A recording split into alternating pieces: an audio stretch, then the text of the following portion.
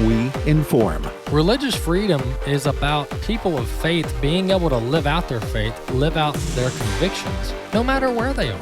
We equip. Sacred honor is the courage to speak truth, to live out your free speech. We also rejoice in our sufferings because we know that suffering produces perseverance, perseverance, character, and character, hope. This is At the Core on American Family Radio.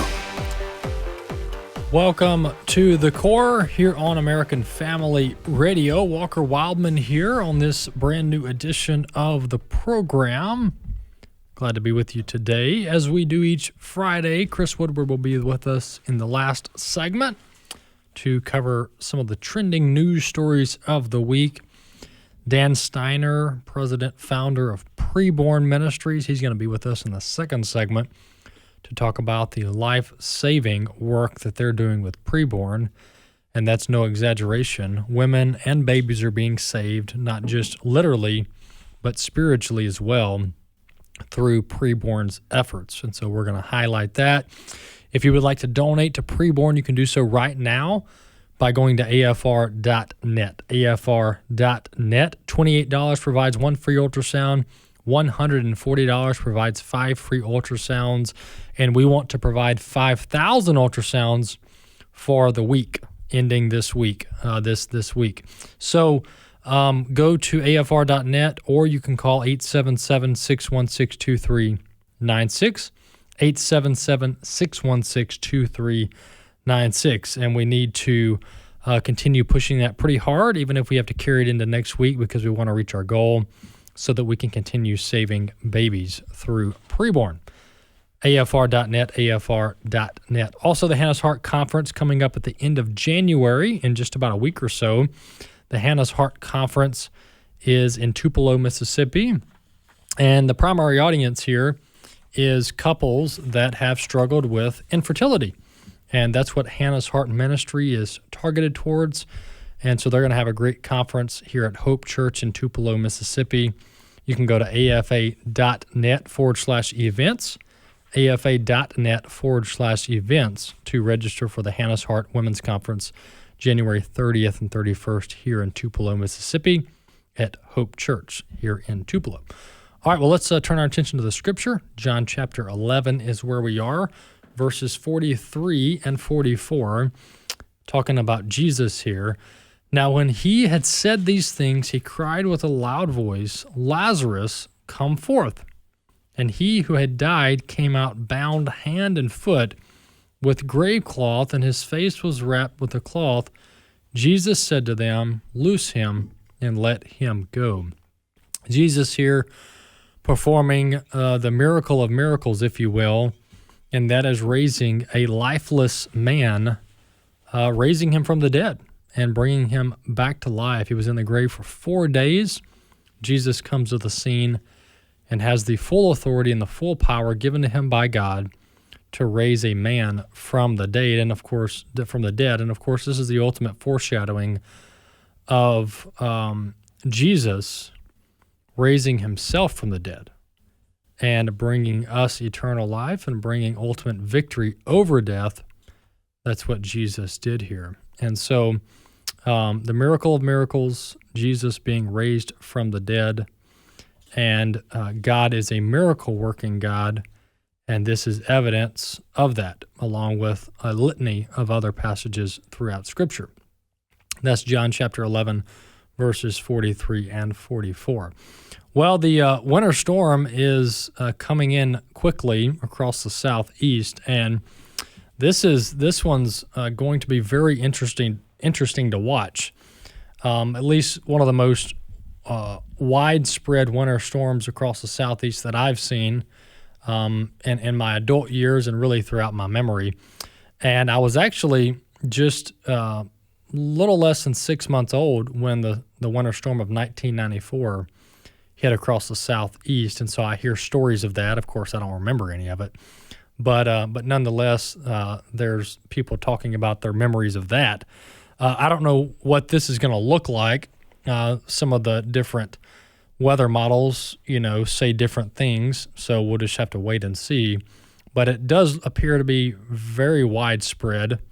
the swath of the southeast United States that it's going to affect, going all the way from Texas, parts of Oklahoma, obviously Arkansas, going all the way south Missouri, Tennessee, Mississippi, parts of Louisiana, all the way to the East Coast through Sunday and Monday.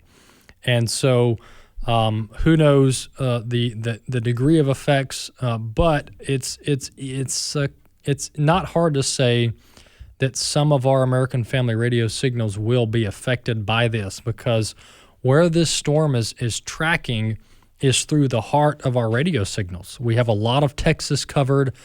We have a lot of Arkansas covered, a lot of Tennessee, Mississippi, Alabama, Georgia, Kentucky, a lot of radio signals, South Carolina, North Carolina, that track along this signal. I would say at least 50 to 70% of our radio signals are in the path of this storm, whether it be snow or ice or otherwise. And so our signals will be affected to a certain degree by this storm. And so what we've been telling folks on social media and putting out on email is that the best thing to do to keep AFR going in your home and in your vehicle is download the AFR app. The AFR app and the AFR website are the most reliable ways to get American Family Radio, because even if you lose your local FM radio signal because the tower and the antenna has ice on it, you can still get American Family Radio on your mobile device and on your laptop, on your tablet, by downloading the AFR app or just going to your browser and typing in afr.net. And so that's just the surest way to get the American Family Radio signal, and it's very difficult. Obviously, it's the icing of the radio towers is very much outside of our control, nearly impossible to prevent. And of course, we're here in North Mississippi, and we've got these stations all around the country, so we just can't fix that in the short term. It really just has to thaw out. And so the best thing to do is download the AFR app and go to afr.net. So spread the word with your family and friends, all those loyal AFR listeners out there. That's the best thing to do over the next few days. All right, let's turn our attention to the news. Pam Bondi has met expectations and actually made formal arrest in Minneapolis for the mob that stormed the church there in Minneapolis. The Department of Justice has made at least 3 arrests as of the time of this airing and the time of this recording. The reports are that there were actually over 8 to 9 individuals that the Department of Justice attempted to charge and arrest and get a warrant for, and some of those were turned down by the federal magistrate judge, which is very interesting, very rarely happens. And so more is going to come out about that, who that judge is, who appointed that judge, and things like that. So we'll keep tracking that. But nonetheless, the Department of Justice has made at least some arrest, especially the folks who led that effort to disrupt and block and impede on the church service in Minneapolis just earlier this week. And so these type efforts must continue, and that's the only way to ensure that the anarchists don't win and aren't able to continue these efforts. And so we appreciate the Attorney General, Pam Bondi, and the FBI and the Department of Justice for following through on this. I think they need to continue pressing hard for more arrest warrants, and include Don Lemon, because when you look at the evidence, Don Lemon was right up on the mix. And there's actually reports now that Don Lemon, that the DOJ actually attempted to charge and get a warrant for Don Lemon, and it was turned down by the federal judge. That was just early reports just recently, so some of that will get firmed up, some of the details on that by early next week that will hopefully bring you. But Pam Bondi's under a lot of pressure to show some results on cutting down and eliminating this lawlessness that we see across the country. Speaking of lawlessness, the Department of Homeland Security continues to arrest and deport illegal immigrants, especially those with criminal backgrounds. And the media ran this complete and utter lie that Immigration and Customs Enforcement had arrested and apprehended a 5-year-old. A 5-year-old. Who believes that? Nobody believes that.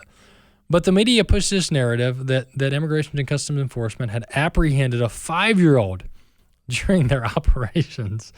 And so the Vice President Vance, actually addresses this hoax and answers the question, did federal law enforcement officials apprehend a 5-year-old? This is clip 3. Let's listen. A local school district here is alleging ICE agents detaining a 5-year-old after preschool on Tuesday. We've also seen multiple American citizens detained by ICE for the last 6 weeks. Are you proud of how your administration is conducting this immigration crackdown here in Minnesota right now? Well, I'm proud of the fact that we're standing behind law enforcement, and I'm proud of the fact that we're enforcing the country's laws. But, you asked a question about this 5-year-old kid. I actually saw this terrible story while I was coming to Minneapolis. We just left Toledo, Ohio this morning for an economic messaging event. And I see this story, and I'm a father of a 5-year-old, actually, a 5-year-old little boy. And I think to myself, oh, my God, this is terrible. How did we arrest a 5-year-old? Well, I do a little bit more follow-up research. And what I find is that the 5-year-old was not arrested, that his dad was an illegal alien, and then when they went to arrest his illegal alien father, the father ran. So the story is that ICE detained a 5-year-old. Well, what are they supposed to do? Are they supposed to let a 5-year-old child freeze to death? Are they not supposed to arrest an illegal alien in the United States of America? If the argument is that you can't arrest people who have violated our laws because they have children, then every single parent is going to be completely given immunity from ever being the subject of law enforcement. That doesn't make any sense. No one thinks that makes any sense. Now, there are so many of these cases like that where if you just understand the context, there have been a number of situations that I've looked into personally where I say, wait a second. We don't want ICE arresting American citizens. They're supposed to be enforcing the immigration laws against illegal aliens. So then I look into it and I find out that the American citizen who was arrested took a swing at an ICE officer. You can't have that happen. And of course they have to defend themselves. And of course they have the right to detain somebody who assaults a law enforcement officer. Now, this is my point.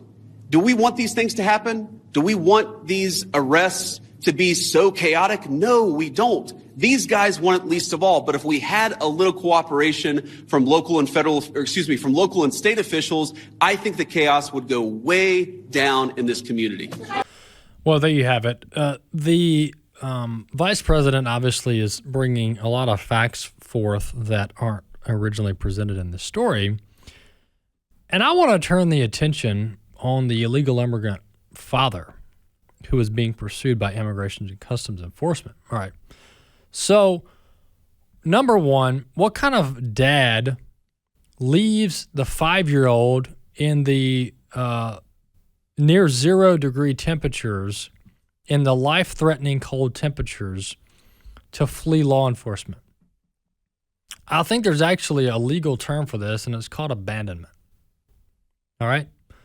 And so, why are we not pointing the finger at the thug who's in the country illegally that is so self-interested that he abandons his 5-year-old for the sake of fleeing federal law enforcement? So now we have a 5-year-old little boy who's going into the system, who's going into the, most likely, the foster system, assuming they don't have immediate relatives nearby. To me, this is the heartless thing about it, and this shows why we don't want these people in our country. They use the children as weapons, as shields, as ploys to cover up their criminality. And so this is a tragedy. No 5-year-old should be left alone in the cold. And the federal law enforcement officials are heroes. They're just doing what they're supposed to do, getting the 5-year-old out of the freezing temperatures. And if immigration doesn't take the child in and provide him safety, then they're accused of leaving a 5-year-old in the streets. So you can't win for losing here. But this is the way the media works, and this is the way the left works. They don't want to fix any problems. They just want to blame everybody else for what's going on in our country. That's the truth about the 5-year-old apprehension with ICE.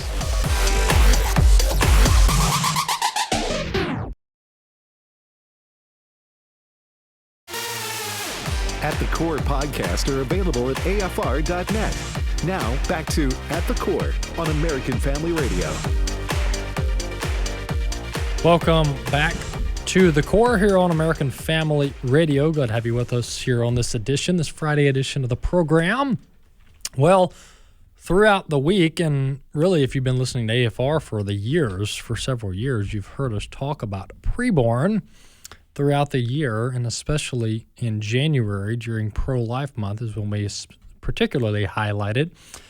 But preborn has been doing phenomenal work over the years, saving countless thousands of babies' lives and ultimately helping to save the life of the mother, too.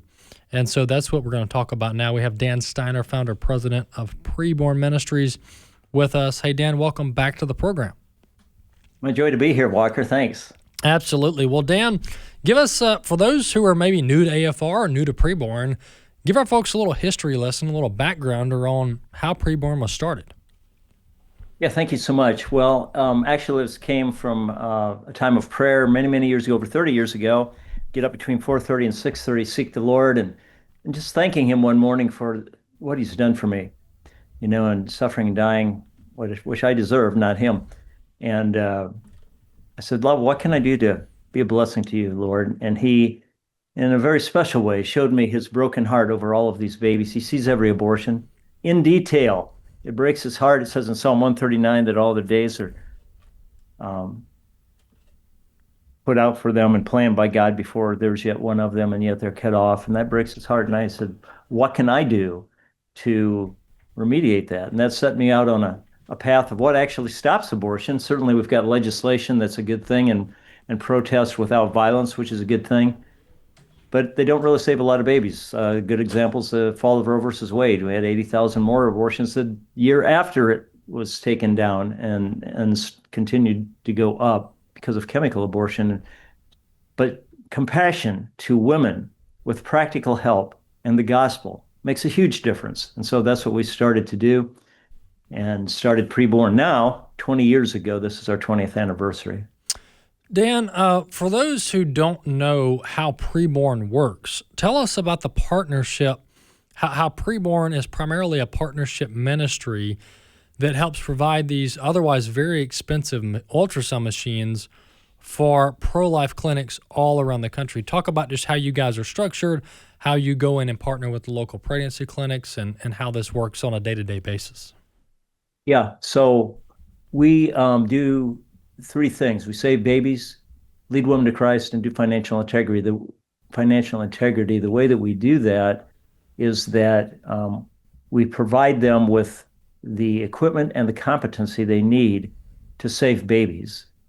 While we do open some centers, we opened 2 in New York City this past year and in other places, our primary goal is to raise all the boats, to leverage the influence of good leadership and good equipment to pregnancy clinics. And so the faithful listeners over the years, 10 years, Walker, of AFR partnering with Preborn has seen literally tens of thousands of ultrasounds underwritten, hundreds of ultrasound machines underwritten. They're a $15,000 investment. They last for 10 years. It's a fantastic investment. And we've made a tremendous impact together. Additionally, Preborn has a huge program that finds women online while they're searching for abortions and abortion pills, and has them talk to our nurses on our phone lines, and then makes appointments for them to see their babies on ultrasound in our 268 clinics across the United States. Fascinating. Dan, the impact of the ultrasound is easy to not fully grasp unless you've experienced it personally. And of course, anybody who has any dads out there or moms, obviously, who've had a baby, the vast majority of them have at some point during their pregnancy, at least over the last 20 to 30 years, have experienced an ultrasound. They're obviously more widely available today than maybe they used to be. But talk about this impact here, because the statistics are overwhelming. If we can just get the mother to see their baby on the ultrasound, the likelihood of them choosing life goes up drastically. Isn't that correct? It is a fact, and that's exactly what we intend to do. she's being pressured to abort. She's being lied to about the humanity of her baby. But if she sees that baby on ultrasound, the first baby picture of the best kind, floating inside of her very own uterus, then it doubles the likelihood that she'll choose life. In some cases, over 90% will choose life. And so that's what the listeners of AFR have been underwriting for years. Last year, over 81,900 women chose life in our premium partner care clinics across the United States, and over 10,000 of them, Walker, gave their lives to Jesus Christ. So we're evangelizing them, leading them to Christ in the process. And ultrasound makes a huge difference. Probably the best way I could tell you that is through a quick story of a girl. I say girl because she's 13. She's pregnant. Think about that for a minute. Came into our clinic. She's very abortion minded, very abortion minded. And we tried to talk her out of it. She wouldn't move. She said, I'm just a kid. I can't do this. My mother doesn't even know I'm sexually active, let alone pregnant. And so we started talking to her. And during the course of that time, she asked two questions that nobody has ever asked. From a 13-year-old, she said, so will my baby feel pain? This 13-year-old asking this. That's good that she's asking the question, right? And we said, yeah, it's an abortion. Of course you'll feel pain. You say you're 17 weeks. And then she thought about that for a few minutes and asked, so can you give my baby anesthesia with the abortion? No anesthesia.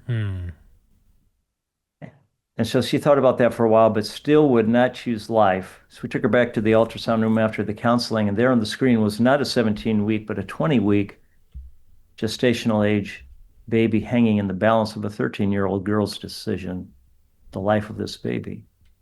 But I'm happy to report that ultrasound scan, underwritten by an AFR listener, when she saw it, she nearly fell off the table. She goes, oh my goodness, that's a beautiful baby, her baby. And she resoundingly chose life, began talking to her baby on the screen like a mother would do. We helped her make an adoption plan afterwards. That's what we're doing together this afternoon. Wow, absolutely amazing. Dan, this is, I'm speaking to the choir here because anyone who's listened to AFR for some time has heard this multiple times, but at least they've heard about preborn. But I just want to emphasize to our audience here the impact of preborn and how tangible it is, all right? Because oftentimes you may support ministries, you may support causes, and you're not exactly sure how your money is going to actually impact lives, right? But folks, this is a very simple proposition here. You donate to preborn. Preborn is providing the ultrasounds, providing the machines that ensure that the moms are able to see their babies. And over 80% of women who see their babies who are considering abortion change their mind and choose life. That's a staggering statistic, a very compelling statistic at that. So $28 provides one ultrasound, $140 provides 5 ultrasounds. Dan, I want to mention the leadership gift because these machines, as I've mentioned before, these machines are expensive. Some of these pro-life pregnancy clinics have to fundraise for months or even years to afford to buy a machine. But tell us about the proposition that a donor could come alongside. Call 877 616-2396, 877-616-2396, or the supporter can go to afr.net and give a $15,000 gift and underwrite an entire machine. Is that correct? Yes, we put in 126 machines in pregnancy clinics last year, and that's donor-designated funding that will only be spent for that $15,000 machine. Some of them cost $150,000, depending on what kind of a machine it is. And so whether it's a $28 gift to underwrite an ultrasound session for a girl, or whether it's $15,000 for a machine, all of that goes directly to the field, to the clinics that we are standing and working very closely with and leading throughout the United States. In our 20th anniversary, Walker, we want to give an ultrasound machine to every clinic in America that needs one, whether the machine's aging out, whether the warranties wore out, whatever it is. We want to celebrate 20 years of ministry alongside AFR by giving out hundreds of machines this coming year. If any listener wants to be tax deductibly supportive of that machine that lasts about 10 years. So it's a great investment that keeps on giving. Absolutely. Well, Dan, God bless you, and I'm thankful that the Lord gave you this conviction, gave you this vision. Tens of thousands of babies wouldn't be here today had Preborn not provided these machines and enabled these local pregnancy clinics that you guys partner with to get these machines, get trained on the machines, and be able to deploy them in scale. And Dan, the problem we need to face is where we have too many machines. I don't know how far we are away from that, but what a beautiful picture it would be to where any clinic that needs a machine, that wants an ultrasound machine, has a machine, and you guys can upgrade machines, and just continue to expand your ministry. That would be a phenomenal problem to have. Yes, sir. Pray for that. Absolutely. All right, folks, 877-616-2396. That's the number, 877-616-2396. You can give a generous gift of any amount. $28 provides one ultrasound, $140 provides 5. And if you want to give a $15,000 gift, you're going to underwrite an entire machine. Hey, Dan, God bless you. Appreciate you coming on the program. Thanks for having me, Walker. Bless you guys. Absolutely. Thanks so much. That's Dan Steiner, president, founder of Preborn, on with us to talk about the Preborn campaign that we're working on this week. And we'll be talking some about next week as we continue to push our goal of getting 5,000 ultrasounds funded. 100% of the gifts that you give this week go to Preborn to provide these ultrasounds. And so afr.net, you can call in and donate. afr.net, 877-616-2396, 877-616-2396. Well, back to this winter storm. I just can't seem to get it off my mind. But this winter storm that's going to affect much of the Southeast, about a 1,500-mile stretch across the Southeast, spanning all the way from Texas over to South Carolina, North Carolina, and even early next week going up the East Coast to Washington, D.C., New York City, etc. This is a massive front of cold air and moisture. And, you know, the South, I know we get picked on because the folks up in Minnesota and other places, North Dakota, these folks up there, I mean, they do this 6 months out of the year. They do this 4 to 6 months out of the year, meaning 1 foot, 2 foot, 3 foot of snow, single-digit temperatures, no problem. They're out. If it's 20 degrees up in North Dakota, they're out playing basketball and baseball. So, in their light sweatshirts. And so I know us Southerners, Bobby, you're from originally New England, but Virginia, correct. Spent some time in Virginia. Bobby, but you're here now, right? So you hang out with the Southerners now. It's cold, bro. Yeah, it's cold. It's going to be cold. And this is going to be cold, but we're not outfitted for this. So No. I want the Northerners to just give us a break, okay? Because we're not outfitted for this. I think it's envy. Yeah, You know? maybe so. I think it's envy. We've got 4-inch walls. They've got 6 to 8 inch walls. I made it through in my teenage years the great blizzard of 76, the nor'easter as they call it, in 78. You have snow when the National Guard has front end loaders digging out Oh yeah. in front of the restaurant that you work at, and you're still there working. Yes. So Yeah, that's how you know you're used to it. That's too. how you know It's you're like, used to hey, it. if you can get here, let's Absolutely. go. That's it. Yeah, the South is just not. We're just not set up for this, and we don't. It's not worth the money to have the equipment for this at scale because this doesn't happen often. That's right. I mean, what's coming in this weekend is like a once in a 30 to 50 year proposition. So it's not worth us investing in all the equipment. But to your point, up north, I mean, they've got, these municipalities have dozens Sure. or even hundreds of plow trucks, salt trucks. And they contract, everyday people. Yeah. You've got a tundra, throw some sand in the back, throw a plow on the front, and Yep. you're golden. Yeah, exactly. So this is going to be interesting to watch. Very interesting to watch to see how it affects the Southeast, what the recovery looks like, and so the freezing rain is the big issue. The freezing rain is the big issue. The snow is an inconvenience. Takes a couple of days to get past, to get the roads clear. But this freezing rain is just a whole other animal from what I'm reading. So We'll let you know what the latest is ongoing with AFR. But as I mentioned in the first segment, download the AFR app, go to afr.net, and you can get American Family Radio 24/7. We've got plenty of backup systems and proper planning that we have in place here all the time at American Family Radio. So the likelihood of the app and the AFR.net website going down is very unlikely, although not impossible. So if the AFR app and the AFR.net go down, we've got major issues. But we've got plenty of redundant systems here to keep things on the air and keep the app and the website up and running. And so American Family Radio is where you'll find the latest news. Our news team works 24/7, by the way, 365 days out of the year.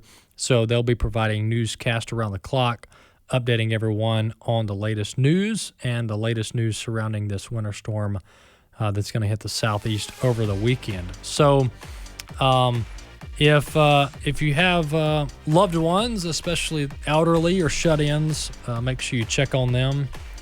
Make sure you take care of widows and anyone who may need help over the weekend. Lord willing, it won't be anything bad. It'll be a little bit of snow, a little bit of rain, but you always need to be prepared for whatever comes. And so that's what we've done here at AFR, and we'll be keeping you updated over the weekend.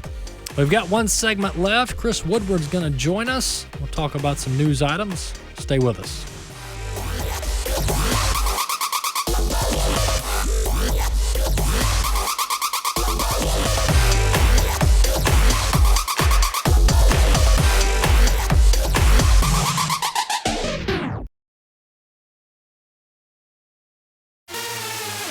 At the Core podcasts are available at afr.net.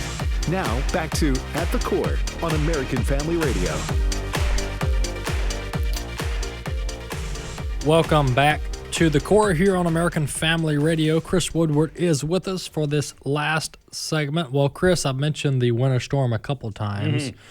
Mm-hmm. If you guys can get in the office, I mean, Fred's going to make you get in, right? You're going to be updating everybody, right? Fred was born in a snowstorm. In Nova Scotia. That's right. Married in a snowstorm. Skates went to in a snowstorm. Right, yeah, he'll be fine. The rest of us are like, what? If Fred can be here, he will be here. Yes. We do have a plan. We've actually been planning on this for days now. We do, Lord willing, plan to update a newscast at the top of every hour, Monday onward.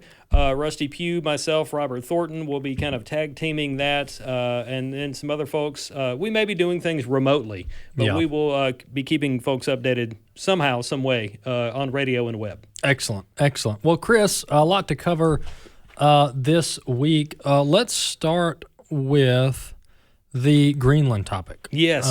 Because you sent that around as a possible topic to discuss. Mm-hmm. President Trump started with this grand plan of buying Greenland and then ended up with a deal that's still being worked out on the details, but a preliminary deal with NATO and with Denmark to secure military access to Greenland.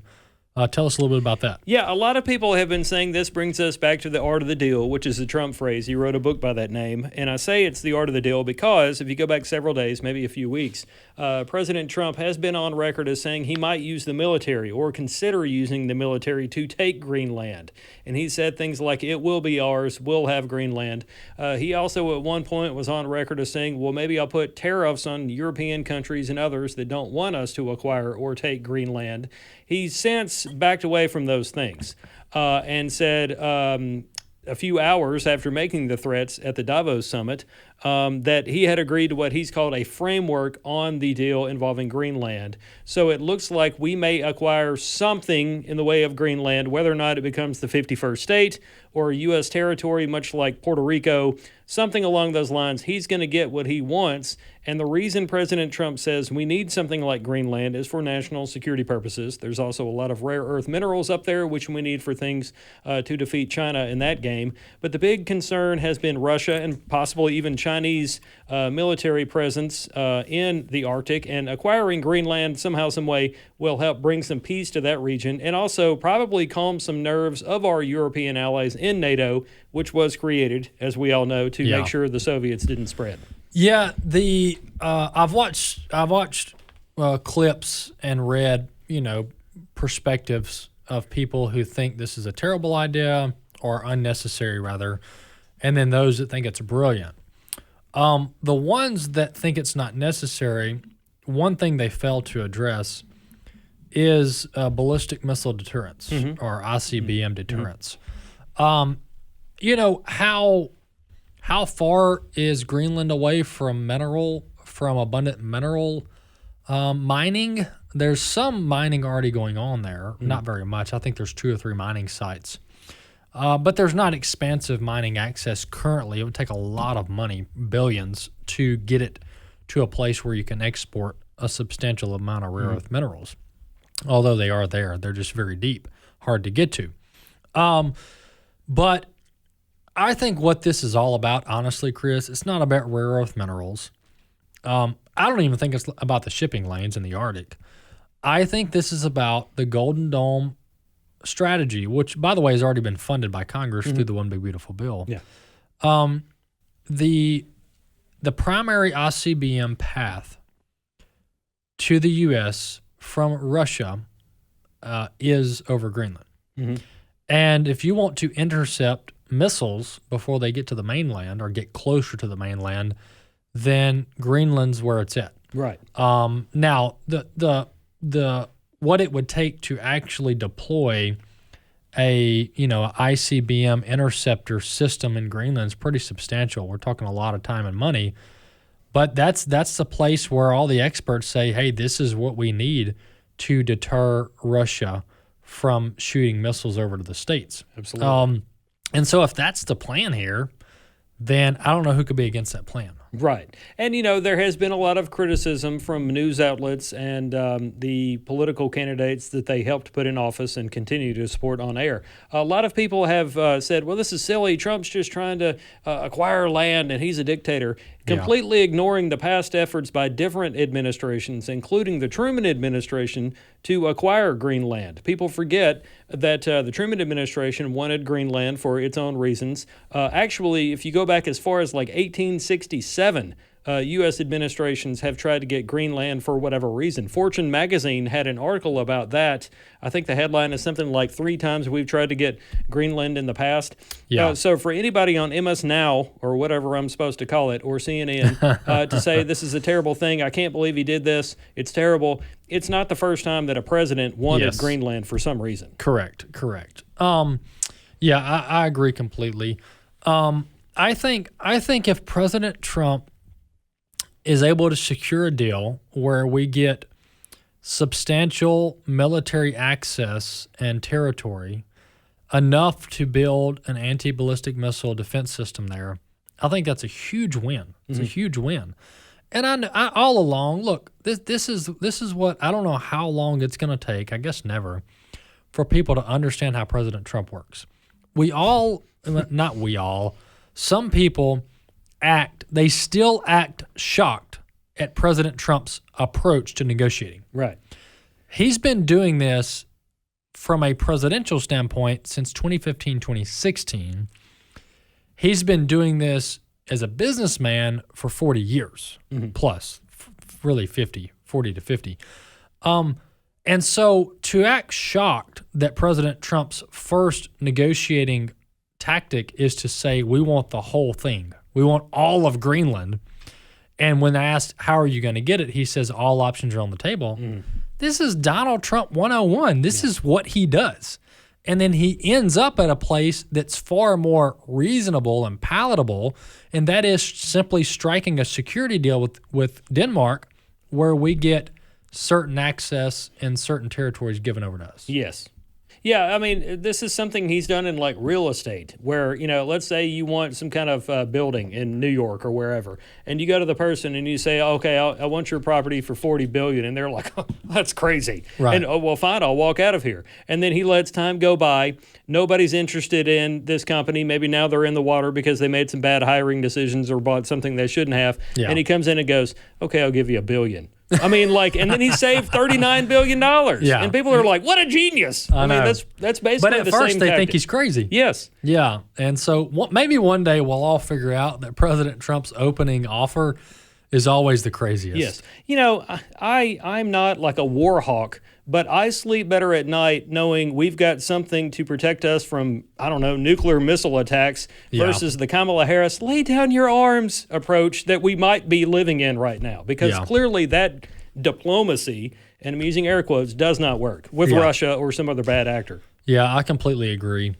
And apparently, I didn't think this would be the case, but apparently the Arctic is becoming more important for our security because it's really this wild. It's not Wild West. It's I guess it's this wild north or south, depending on which direction you're going. But it's like a no man's land, right? I mean, we got some like science stations up there, some military presence up there, but not a lot. Now, we do have these brand new icebreakers that the Coast Guard put out through President Trump's funding, actually. But it's a pretty interesting dynamic looking at kind of this ploy to see who dominates the Arctic, because China wants to be there, Russia wants to be there, and it's very hard to get to, and there's some strategic shipping lanes up there. So anyway, it's all very interesting to track. But so far, President Trump has a preliminary agreement with Denmark to secure military bases in Greenland to hopefully expand the Golden Dome or build the Golden Dome. Chris, let's talk about the Minneapolis, Minnesota Department of Justice, up to 3 arrests. Yes. I believe. And more to come, Yeah. presumably, because there was more than 3 people that disrupted that church service. We've all Absolutely. seen play out 24 times now on X or YouTube or wherever it is. This is beyond just a Minneapolis, St. Paul story. I've heard many people on AFR and even in private conversations I've had with people here in town in Tupelo that have talked about church security efforts. What are we going to do if this kind of thing happens? And it will happen somewhere else. It may not be in that same neighborhood, but someone somewhere is going to be inspired by the heroism of the people that disrupted the church service, who, by the way, now face charges, possibly even federal charges, things like the FACE Act, which does protect people in houses of worship, not just in abortion clinics. Thank you, Orrin Hatch, for that. Yep. So there will be ramifications for people that do this. I'm sure in some places, like I'm just hypothetically naming a place, like let's say this happens in San Francisco or Chicago, probably some sort of cashless bail situation where they slap you on the wrist and say, don't do that again. Yeah. And then these people are back up to no good. But at least the federal government is showing some muscle here, and it's not just talking tough on Fox News. They're actually backing it up with law enforcement. Yeah, absolutely. And so this is good to see. I think Attorney General Bondi, she's been on a very kind of a tightrope that she's been walking. And there hasn't been a lot of public transformation at the DOJ. I understand there's some things they're doing behind the scenes, but people want to publicly see results. We want to publicly see results, including criminals arrested that do things like storm churches and interrupt church services. And this FACE Act, I've been a fan of rescinding it, of repealing it, and I still think they should. But if they're going to leave it on the books, they need to use it.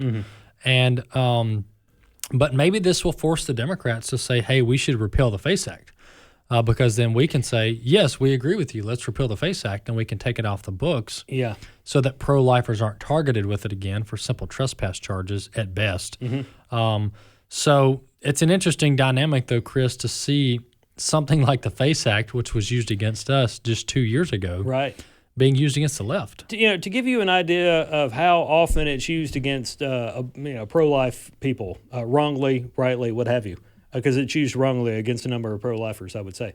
But it's so commonly used in the pro-life realm that people, I think, didn't even realize it protected people in houses of worship, not just churches, but all kinds of houses of worship. And I know last year I was interviewing a law firm, I don't remember which one, but they were going to court for someone out in California where people had disrupted church services and even a church car wash fundraiser and stuff like that because they didn't like what the church was preaching. And they told me at the time, we're considering bringing charges of the FACE Act. And even I was like, what? You know, I didn't even know that was possible. Yeah. So I've learned a lot about the FACE Act just in the last 6 months or so. But you're right, it does protect people in houses of worship. What is interesting, and we talked to Jenna Ellis about this a couple of days ago on Today's Issues. Jenna was talking about how we need to be careful and consider some other charges beyond just the FACE Act because groups have called for the FACE Act to be done away with to stop Democrats like the Biden administration from hauling people like Mark Houck out of the breakfast table, like they did. Yeah, absolutely. Chris, Vice President Vance landed in Minneapolis, did a couple things, talked about the economy, also stood in support of federal law enforcement. But he's blaming the far left, and he's right. They've agitated these instances. Yes.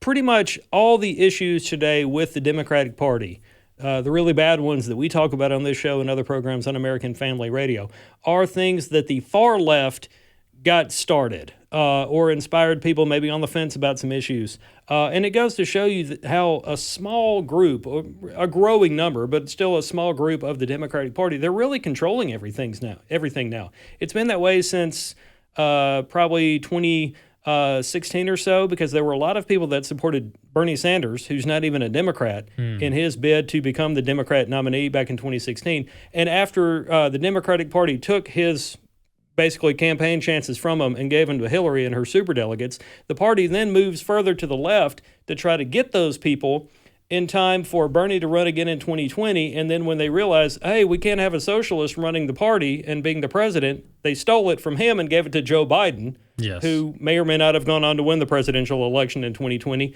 And now that's how like AOC and other people became the face of the Democratic Party. And you've got the squad calling the shots now versus people that might have a conversation with you about issues. Now you're standing there arguing with a shut door. If you want to have any kind of debate. Yeah, this Chris, these interactions, these quote conflicts with immigration enforcement is fully brought to you by the Democrat Party. This is what they want. You can protest and say I don't like Trump, but to go impede on investigations and operations and create and basically engage in criminal activity is clearly non-effective. Yes.